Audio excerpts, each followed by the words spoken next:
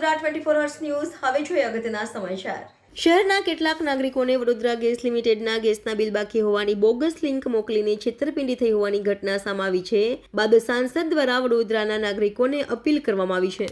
આજકાલ મોબાઈલની અંદર વિવિધ લિંક દ્વારા છેતરપિંડીના અવનવા બનાવો સામે આવે છે, ત્યારે શહેરના અનેક નાગરિકો પાસે વડોદરા ગેસ લિમિટેડના નામે બોગસ મેસેજ મોકલીને ગ્રાહકો સાથે છેતરપિંડી આચરવાની કેટલીક ઘટનાઓ સામે આવી છે। બોગસ મેસેજ દ્વારા છેતરાયા બાદ કેટલાક નાગરિકો દ્વારા આ બાબતે વડોદરાના સાંસદ ડોક્ટર હેમાંગ જોશીને રજૂઆત કરવામાં આવી હતી, જેને લઈને સાંસદ હેમાંગ જોશી આ બાબતે વડોદરા ગેસ લિમિટેડના અધિકારીઓ સહિત પોલીસ વિભાગના ઉચ્ચ અધિકારીઓને સમગ્ર ઘટના અંગે જાણકારી આપી હતી। તો સાથે સાથે વડોદરાના અનેક ગેસ કનેક્શનના ધારકોને અપીલ પણ કરી હતી કે આ પ્રકારની બોગસ લિંક પોતાના મોબાઈલમાં આવે તો તેને ખોલવી નહીં અને કોઈ પણ પ્રકારનો આર્થિક વ્યવહાર કરવો નહીં। રમણભાઈ, એવી વિગતો બહાર આવી રહી છે કે ક્યાંક વડોદરા ગેસ લિમિટેડમાંથી ફોન આવે છે કે તમારું આટલું બિલ બાકી છે, ઓટીપી આપો અને છેતરપિંડી થઈ રહી છે, સ્કેમ બહાર આવ્યો છે। શું અપીલ કરશો વડોદરાવાસીઓને? હાલમાં જ્યારે સમગ્ર દેશની અંદર ડિજિટલ માધ્યમથી જે પ્રકારે છેતરપિંડી ફાઇનાન્શિયલ સ્કેમ નું એક ટ્રેન્ડ વધી રહ્યો છે અને કોઈપણ ફેક અકાઉન્ટ દ્વારા અથવા કોઈપણ ફેક નંબર દ્વારા આ પ્રકારના સ્કેમ વધી રહ્યા છે, ડિજિટલ અરેસ્ટના પણ બનાવો બની રહ્યા છે, ત્યારે વડોદરાનો એક લોકલ એવો એક નવો સ્કેમની જાણકારી અમને સૌને મળી રહી છે।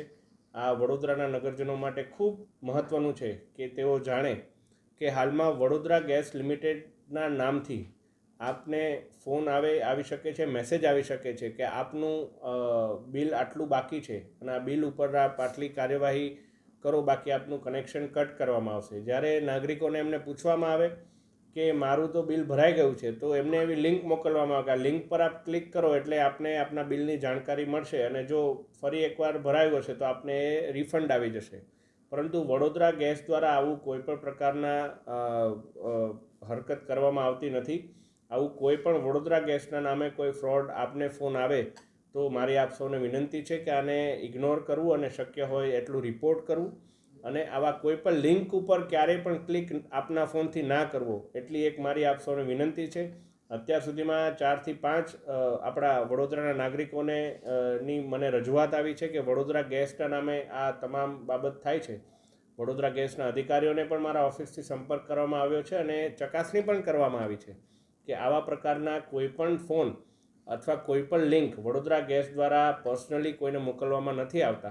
તો આવા કોઈપણ મેસેજીસ અથવા કોલથી આપ સૌ સતર્ક રહી અને આવા કોઈપણ સ્કેમનો ભોગ બનવાથી બચજો એવી મારી આપ સૌને નમ્ર અપીલ છે। સાહેબ, આ વિષયને લઈને સાયબર ક્રાઇમમાં કે વડોદરા પોલીસ કમિશનર સાથે વાત થઈ, કારણ કે અટકાવવું ખૂબ જરૂરી છે, કેમ કે જે સામાન્ય ઘરના લોકો છે તેમને તો કદાચ નથી ખબર પડી રહી। જી ચોક્કસ, આ બાબતે 2-3 એવા સામાન્ય પરિવારના જ અમારી પાસે કિસ્સા બહાર આવ્યા છે અને એમણે પોલીસ વિભાગનો પણ સંપર્ક કરેલો છે।